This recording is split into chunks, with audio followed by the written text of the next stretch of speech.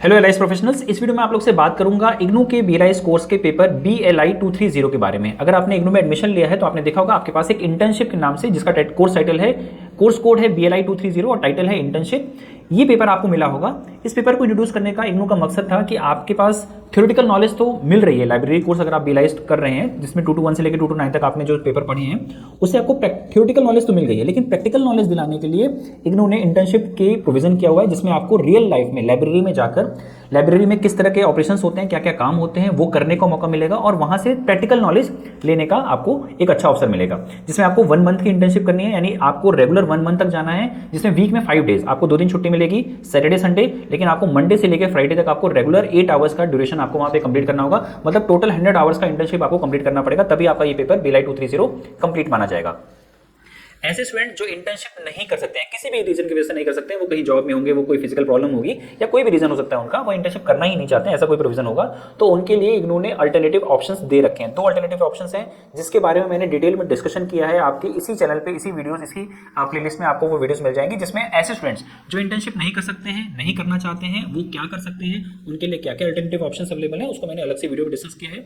इस वीडियो में मैं फोकस कर रहा हूँ ऐसे स्टूडेंट्स को जो इंटर्नशिप करना चाहते हैं, जो इंटर्नशिप कर रहे हैं, वो कैसे करना है, क्या प्रोसेस फॉलो करनी है और इंटर्नशिप रिपोर्ट अपनी कैसे बनानी है, कहां सबमिट करनी है, उसके बारे में मैं आपको डिटेल डिस्कशन दूंगा।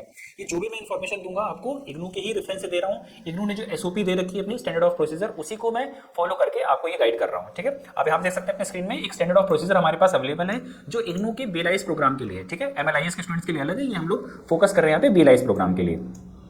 तो BLIS स्टूडेंट को इंटर्नशिप कैसे करनी है उसके बारे में देखते हैं। पहला देखिए, पहले जो पॉइंट ऑफ इंट्रोडक्शन देखिए, ये जो कोर्स है वो क्यों लाया है, जो पेपर है इंटर्नशिप का वो क्यों लाया गया है। हमारे इग्नू ने या फिर हमारे जो मिनिस्ट्री ऑफ एजुकेशन है उन्होंने देखा कि बहुत सारे बच्चे थ्योरेटिकल नॉलेज तो ले लेते हैं ना, किसी भी सब्जेक्ट का थ्योरेटिकल नॉलेज तो होता है उनके पास, बट वो प्रैक्टिकल नहीं समझ पाते कि रियल लाइफ में उस कोर्स का या उस स्किल का कैसे इंप्लीमेंटेशन करना है। उस चीज़ को ध्यान में रख के इस कोर्सेज को इंट्रोड्यूस किया गया और जितने भी हमारे इंडिया में लाइब्रेरी साइंस के कोर्सेज है मैक्सिमम में अब ये सब चीज़ें आ चुकी हैं कि आपको कोर्स के साथ साथ एक 1 मंथ का इंटर्नशिप करना पड़ेगा। टोटल 100 आवर्स से करना है, 1 मंथ का इंटर्नशिप होगा, वीक में 5 डेज आपको इंटर्नशिप करनी ही करनी है, 2 दिन आपको छुट्टी मिलेगी सैटरडे संडे, बट आपको जो मंडे टू फ्राइडे है वो आपको 8 आवर्स अपनी लाइब्रेरी में, आपको लाइब्रेरी में जाना होगा और वहाँ पे प्रैक्टिकल लाइफ में क्या क्या काम करना होगा उसके बारे में देखते हैं। ठीक है, तो ये कोर्स का जो इंट्रोडक्शन था वो प्रैक्टिकल नॉलेज को एनहांस करने के लिए दिया गया था।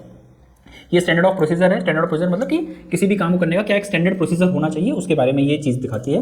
3rd नंबर पे देखेंगे तो आप स्टैंडर्ड ऑफ प्रोसीजर दे रखा है इंटर्नशिप का कि कैसे करना है। आपको जो आपके स्टडी सेंटर्स होंगे वो एक रेफरेंस लेटर देंगे, मतलब जिस लाइब्रेरी के साथ आपको अटैच किया जाएगा, आप यहाँ पे जाके इंटर्नशिप करिए 1 मंथ की, उसको बताने के लिए आपको एक लेटर मिलेगा। वो लेटर लेके जाके आप उस लाइब्रेरी में जाएंगे, जो भी टाइम शेड्यूल डिसाइड किया जाएगा उस लाइब्रेरी के द्वारा, वो आप नहीं डिसाइड कर सकते, वो लाइब्रेरी डिसाइड करेगी और उस टाइम के अकॉर्डिंग, उस शेड्यूल के अकॉर्डिंग आपको पर डे लाइब्रेरी में जाके मंडे से फ्राइडे इस इंटर्नशिप को कंप्लीट करना पड़ेगा। सो आपके रीजनल सेंटर्स या स्टडी सेंटर्स आपको बताएंगे, आप अपने मन से चूज कर सकते हैं, लेकिन उसका रेफरेंस लेटर आपको अपने रीजनल सेंटर या फिर स्टडी सेंटर से लेके ही जाना पड़ेगा। अगर वो आपके रेफरेंस लेटर आपके पास अवेलेबल नहीं है तो आप वो उस लाइब्रेरी में जाके इंटर्नशिप नहीं कर सकते हैं। ठीक है, आपको 1 मंथ की इंटर्नशिप करनी है। आप देखिए अपने स्क्रीन पे, ये 1 मंथ की इंटर्नशिप करनी है। 5 आवर्स आपको देने ही देने होंगे, मतलब पर डे, ठीक है, 5 आवर्स अ डे और 5 डे तक, मतलब पर डे 5 आवर्स का ड्यूरेशन होना चाहिए और एक वीक में 5 डेज, यानी मंडे से लेके फ्राइडे तक। वो सैटरडे संडे को भी इंक्लूड किया जा सकता है, वो आपके डिपेंड करेगा कि आपकी वो लाइब्रेरी क्या है, कहाँ पे लाइब्रेरी है और वो सब चीज़ें प्रोवाइड करा रहे हैं कि नहीं। ठीक है, और टोटल आपका 100 आवर्स का ये इंटर्नशिप कंप्लीट होना चाहिए, मतलब टोटल आपने 100 आवर प्रैक्टिकल नॉलेज आपने अपनी लाइब्रेरी में जाके लिया होगा। आपको अपनी इस ट्रेनिंग के साथ साथ, आपको इस इंटर्नशिप के साथ साथ आपको एक वर्कबुक भी कंप्लीट करनी पड़ेगी। आपको एक वर्कबुक है जिसका फॉर्मेट अभी मैं आपको दिखाऊंगा, वो फॉर्मेट आपको अपने पास रखना है पर डे, और जो जो काम आप उस दिन में कर रहे हैं, डे 1 में आपने जो काम किया, डे 2 में क्या है, उसको आप अपनी इस वर्कशीट में, वर्कबुक में जरूर नोट करेंगे, क्योंकि यही वर्कबुक आपका बेस बनेगी आपकी रिपोर्ट बनाने के लिए। तो जो भी आप काम कर रहे हैं डे वाइज अपनी इस वर्कबुक में आप नोट करते जाएंगे, सो दैट कि जब आप ये रिपोर्ट बना रहे हो तो चीजें आपकी थोड़ा सा ईजी हो जाए। ठीक है, जो आप लाइब्रेरी में इंटर्नशिप कर सकते हैं वो कोई भी लाइब्रेरी हो सकती है, वो नेशनल लेवल की लाइब्रेरी हो सकती है, वो राजा राम मोहन लाइब्रेरी, कोई भी किसी भी तरह की लाइब्रेरी, वो CSIR की हो सकती है, DRDO की हो सकती है, UGC नेट, मतलब प्राइवेट, पब्लिक, गवर्नमेंट, किसी भी तरह की, एकेडमिक, नॉन एकेडमिक, कोई भी लाइब्रेरी हो सकती है, वहां पे जाके आप ये काम कर सकते हैं। ठीक है, जो लाइब्रेरी होनी चाहिए उसके पास मिनिमम 5000 डॉक्यूमेंट्स का कलेक्शन होना ही होना चाहिए। इस बात का आप ज़्यादा परेशान मत होइए कि मैं इस लाइब्रेरी में जाऊँ कि किस लाइब्रेरी में, वो आपके रीजन सेंटर और आपके स्टडी सेंटर ही डिसाइड करके आपको बता देंगे कि आपको किस लाइब्रेरी में ये चीज़ें करनी है। जो वहाँ पे आपके इंटर्नशिप सुपरवाइजर होंगे जो आपको गाइड करेंगे, उनकी जो मिनिमम क्वालिफिकेशन होनी चाहिए वो PhD होने चाहिए या फिर उनके पास मास्टर डिग्री होनी चाहिए और 2 ईयर्स का एक्सपीरियंस होना चाहिए। और ध्यान रखने वाली बात है कि वहाँ पे जो आपके सुपरवाइजर होंगे वो 1 से लेकर 10 बच्चों तक, मैक्सिमम 10 स्टूडेंट्स तक को ही एक टाइम में सुपरवाइज कर सकते हैं। ठीक है, ये चीज़ आपको ध्यान रखनी पड़ेगी।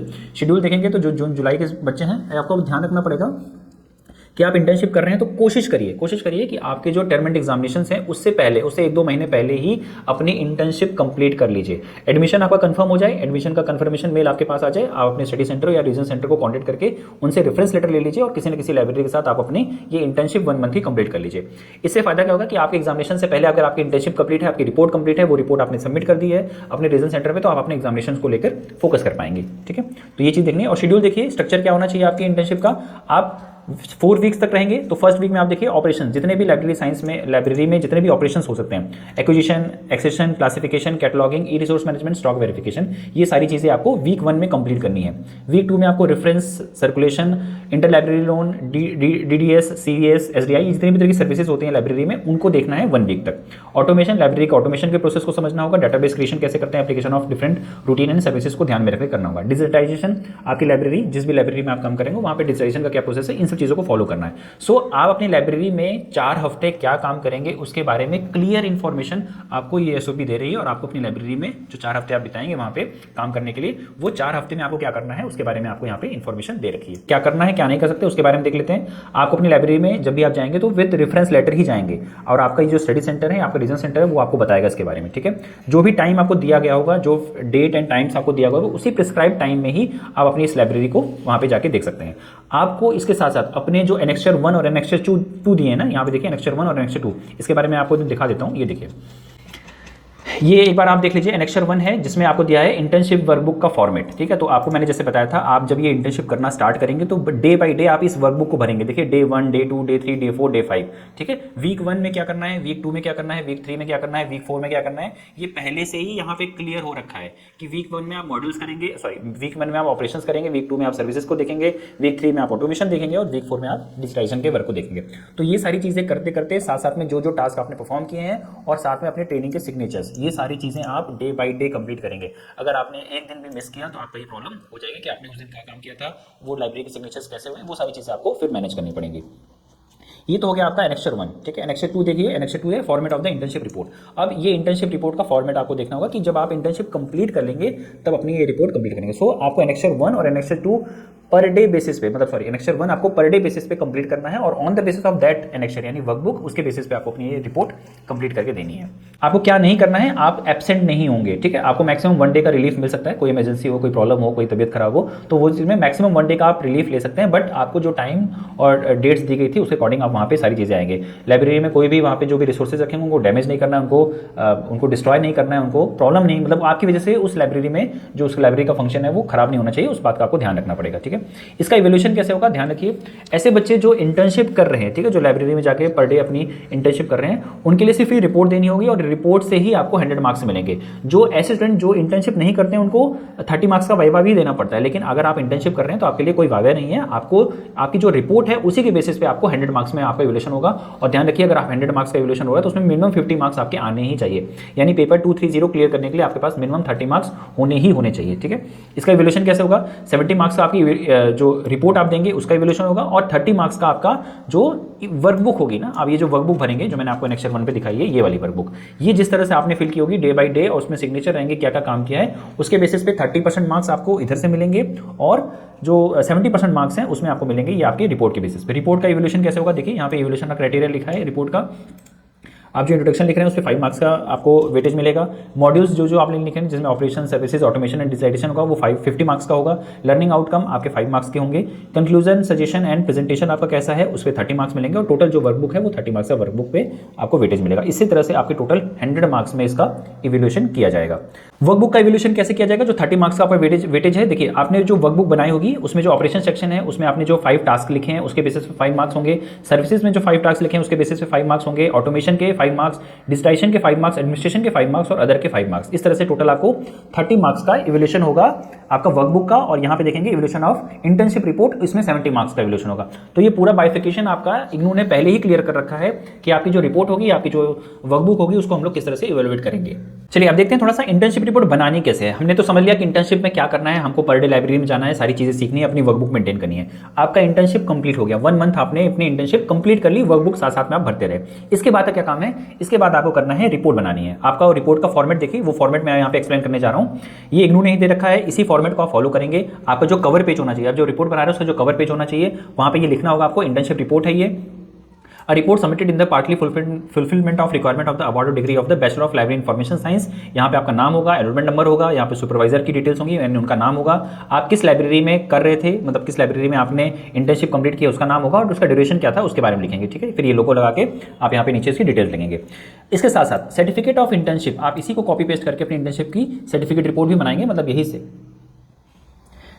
Certificate of internship. ये सर्टिफिकेट ऑफ इंटर्नशिप भी आप अपनी रिपोर्ट के साथ इंक्लूड करेंगे, जिसमें आपके सुपरवाइजर के सिग्नेचर और आप जिस लाइब्रेरी में काम कर रहे थे, जिस लाइब्रेरी में आपने इंटर्नशिप की है, वहाँ के जो हेड होंगे, ठीक है, हेड लाइब्रेरियन नहीं, वहाँ के जैसे कोई प्रिंसिपल हो सकता है, कोई डायरेक्टर हो सकता है, उसके यहाँ पे सिग्नेचर आपको लेने होंगे। इसके बाद आपकी जो रिपोर्ट स्टार्ट हो जाएगी, यहाँ पे आप एक्नॉलेजमेंट लिखेंगे सबसे पहले कि आपकी जो ये रिपोर्ट है उसके लिए आप किसको एक्नॉलेज करते हैं, उसके बारे में आपको लिखना पड़ेगा। नेक्स्ट पेज आपका एब्स्ट्रैक्ट का आएगा, आप अपनी पूरी कंप्लीट रिपोर्ट का एब्स्ट्रैक्ट यानी सारांश लिखेंगे। ठीक है, ये 200 वर्ड्स में होना चाहिए। फिर इंस्टीट्यूशनल की डिटेल्स, आप जिस इंस्टीट्यूशन में काम कर रहे थे उसके बारे में यहाँ पे ब्रीफ में करेंगे, उसके जो बेनिफिट्स हुए हैं आपको इंटर्नशिप करने के, वो आप यहाँ पे लिखेंगे। नेक्स्ट इसके बाद देखिए अब यहाँ पे कंटेंट स्टार्ट हो जाएगा कि क्या क्या आपको सबसे पहले क्या लिखना है, उसके बाद क्या लिखना पड़ेगा, और थर्ड नंबर में क्या लिखना है। देखिए सबसे पहले आपको इंट्रोडक्शन, आप जिस भी जो आप रिपोर्ट कर रहे हैं, जिस भी लाइब्रेरी में आपने रिपोर्ट की थी और लाइब्रेरी में जो इंटर्नशिप आपने की है उसके बारे में एक ब्रीफ इंट्रोडक्शन आपको यहाँ पे लिखना पड़ेगा। इंटर्नशिप के इंट्रोडक्शन, उसके ऑब्जेक्टिव, उसके फंक्शंस और इससे क्या क्या बेनिफिट्स हैं, आपको इस इंट्रोडक्शन के पार्ट में आपको उसको इंक्लूड करना पड़ेगा। इंस्टीट्यूशन का नाम लिखना है। मॉड्यूल्स, देखिए अब यहाँ पे आप एक एक मॉड्यूल्स को डिस्क्राइब करेंगे। जैसे मैंने कहा था 4 ऑपरेशन आपके थे, ऑपरेशंस में थे, सॉरी 4 आपके पास फंक्शंस थे, जिसमें देखिए ऑपरेशन, सर्विसेज, ऑटोमेशन और डिजिटाइजेशन, ये 4 आपने काम किए। ऑपरेशंस में आपने एक्विजिशन का काम देखा होगा, एक्विजिशन का काम देखा होगा, क्लासिफिकेशन का देखा होगा। अब वो क्लासिफिकेशन कैसे था, किस क्लासिफिकेशन स्कीम को ध्यान में रख के वहाँ पे लाइब्रेरी में क्लासिफिकेशन किए गए हैं, उसके बारे में डिटेल में इंट्रोडक्शन देंगे। कैटलॉग्स, वहाँ पे कैसे कैटलॉग्स बने हैं, मैनुअल कैटलॉग हैं कि ऑनलाइन कैटलॉग हैं, उसके बारे में आप देखेंगे। जितने भी रिसोर्सेज हैं जो वहाँ पे मैनेजमेंट किया जाता है, लाइब्रेरी का मैनेजमेंट उसको कैसे करना है, स्टॉक वेरिफिकेशन कब होता है, कैसे होता है, उसके बारे में सेल्विंग कैसे की जाती है, सेल्फ रेक्टिफिकेशन कैसे होता है, उसका मेंटेनेंस कैसे होता है, ये सारी चीजें आप ऑपरेशन वाले सेक्शन में डिटेल में डिस्क्राइब करेंगे अपनी रिपोर्ट्स में। ठीक है, नेक्स्ट वहाँ पे कौन कौन सी वो लाइब्रेरी किस किस तरह की सर्विसेज अपने यूजर्स को प्रोवाइड करा रही है, जिसमें रेफरेंस सर्विसेज है, डिजिटल रेफरेंस सर्विसेज है, इंडेक्सिंग सर्विसेज है, एब्स्ट्रैक्ट सर्विसेज है, circulation, inter library loan, CS, SDI, जितनी भी तरह की सर्विसेज हैं वो लाइब्रेरी किस तरह से अपने यूजर्स को प्रोवाइड करती है, उसके बारे में आपको यहाँ पे इन्फॉर्मेशन देनी है। नेक्स्ट लाइब्रेरी का ऑटोमेशन कैसे हुआ है, ठीक है, कितना तरह के मतलब कैसे वहाँ पे लाइब्रेरीज को ऑटोमेशन किया जाए, कितना फुल्ली ऑटोमेटेड है, सेमी ऑटोमेटेड है या बिल्कुल ऑटोमेटेड नहीं है, उसके बारे में आपको चीजें यहाँ पे रिकॉर्ड करनी पड़ेगी, और वो डाटाबेस कैसे क्रिएट करते हैं उसके बारे में आपको समझना होगा या बताना होगा। डिजिटाइजेशन कैसे किया जाता है, लाइब्रेरीज में कितने डिजिटल रिसोर्सेज अवेलेबल हैं या वो डिजिटाइजेशन किस मेथड से कर रहे हैं, किस तरीके से करते हैं, कौन से सॉफ्टवेयर का इस्तेमाल कर रहे हैं, उसके बारे में चीजें आपको बतानी होंगी। Next about the library, library के बारे में आपको ब्रीफ हिस्ट्री उसको देनी होगी। लाइब्रेरी कब बनी थी, एस्टेब्लिश कब हुई थी, फर्स्ट लाइब्रेरी कौन थे, क्या क्या हिस्ट्री चली आ रही है, उसके बारे में आपको बताना है। लाइब्रेरी के कलेक्शंस के बारे में आपको बताना होगा, कितने जर्नल्स हैं, कितने मैगजीन्स आते हैं, कितने रिसोर्सेज हैं उसमें, फिर जितने भी डिजिटल रिसोर्सेज हैं उन सब चीज़ों के बारे में आपको यहाँ पे ई बुक्स, ई जर्नल, डाटाबेस, ये सब चीज़ें आपको लिखनी पड़ेंगी। स्टाफ, लाइब्रेरी के स्टाफ के बारे में, प्रोफेशनल स्टाफ कौन कौन से हैं, सेमी प्रोफेशनल स्टाफ कौन कौन से हैं, ठीक है, जो अदर स्टाफ्स हैं उनके बारे में आपको लिखना पड़ेगा। स्टेटस ऑफ ऑटोमेशन, लाइब्रेरी का ऑटोमेशन हुआ है कि नहीं, क्या क्या स्टेटस है, सेमी ऑटोमेटेड है, फुल्ली ऑटोमेटेड है, इसके बारे में आपको लिखना पड़ेगा। डिजिटाइजेशन का स्टेटस क्या है, कैसे डिसाइड किया जा रहा है, कौन से सॉफ्टवेयर का इस्तेमाल होता है, मशीनरी कौन कौन सी इस्तेमाल होती है, उन सब चीज़ों के बारे में आपको लिखना पड़ेगा। सर्विसेज, किस किस तरह की सर्विसेज लाइब्रेरी के अपने यूजर्स को प्रोवाइड की जा रही है, वो सारी चीज़ें लिखनी पड़ेगी। लाइब्रेरी का जो आपने इंटर्नशिप किया है उसका लर्निंग आउटकम क्या आया है, देखिए पीछे भी हमने देखा था लर्निंग आउटकम के भी आपके पास मार्क्स अवेलेबल हैं, तो हर चीज़ें आप जो लिखेंगे वहाँ पे उसके मार्क्स आपको उसी रिपोर्ट के आपने जो भी रिपोर्ट में आपने जो भी लिखा है उसके बेसिस पे आपको मार्क्स दिए जाएंगे। तो जो लर्निंग आउटकम आप लिख रहे हैं उसको ध्यान से लिखेंगे कि आपने इस इंटर्नशिप के द्वारा क्या लर्निंग आउटकम आया, क्या आपने जो थ्योरी में पढ़ा था और आपने जो क्या प्रैक्टिकल में किया है उसके बेसिस पे आपको क्या नॉलेज हुई है, वो सब चीज़ें आप लिखेंगे। फाइनली आप कंक्लूजन देंगे कि आपकी जो इंटर्नशिप करने का कंक्लूजन क्या था या क्या बेनिफिट्स हुए, वो सारी चीज़ें।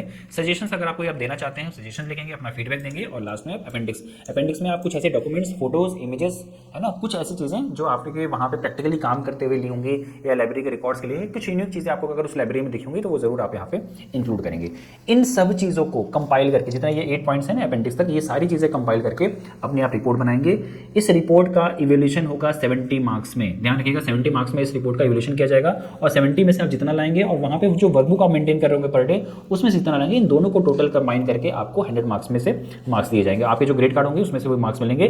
ध्यान रखिएगा 50 मार्क्स से कम आते हैं तो आपको फिर से इंटर्नशिप करनी पड़ेगी, या फिर आप अल्टरनेटिव रिपोर्ट्स का भी सहारा लेकर अपना पेपर BLI 230 कंप्लीट कर सकते हैं। एक ये वीडियो थी जिसमें मैंने आपको डिस्क्राइब करने की, एक्सप्लेन करने की कोशिश की है कि आपको उस लाइब्रेरी साइंस में अगर आप BLI 230 कर रहे हैं तो लाइब्रेरी में या ये जो इंटर्नशिप रिपोर्ट है वो किस तरह से कंप्लीट करनी है। आई होप ये क्लियर होगा। आपने इंटर्नशिप तो कंप्लीट कर लिया, रिपोर्ट लिखने में कोई दिक्कत हो रही है तो आप उसकी मेरी हेल्प ले सकते हैं। मैं आपको वो आपके बेसिस पे, अगर आपने मुझे अपनी ये वर्कबुक और डॉक्यूमेंट शेयर किए हैं, फोटोग्राफ शेयर किए हैं, तो मैं आपके बेसिस पे आपको ये रिपोर्ट बना के दे सकता हूँ, जिसका आप प्रिंट आउट निकाल के अपनी जो रीजन सेंटर है वहाँ पे सबमिट कर सकते हैं और आपका जो पेपर है BLI 230 कंप्लीट होगा। आई होप कि आपको ये चीज़ें क्लियर होंगी। फिर भी कोई डाउट होगा तो नीचे जो नंबर दिया गया है आप उस पर मैसेज करके, कॉल करके या फिर व्हाट्सएप करके अपनी क्वेरीज को क्लियर कर सकते हैं। फ्रेंड्स, ये थी एक छोटी सी वीडियो। मिलते हैं नई वीडियो साथ, तब तक के लिए नमस्कार, जय हिंद।